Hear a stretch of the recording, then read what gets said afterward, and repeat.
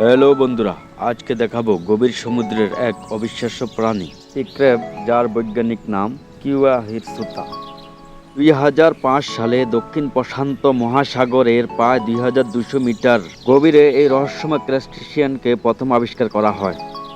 অন্ধকার সমুদ্রের তলে বাস করা এই ক্র্যাবটির সবচেয়ে আকর্ষণীয় দিক হলো এর লোমে ঢাকা দুটি বড় হাত, যেটা দেখতে বরফে ঢাকা ইয়েতির মতো, তাই নাম হয়েছে ইয়েতি ক্র্যাব।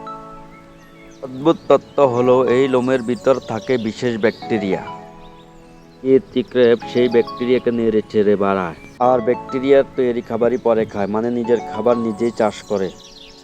এরা থাকে সমুদ্রের নিচে হাইড্রোথার্মাল ভেন্ট এর পাশে, যেখানে আগ্নেয়গিরির গরম ধোঁয়া নির্গত হয়।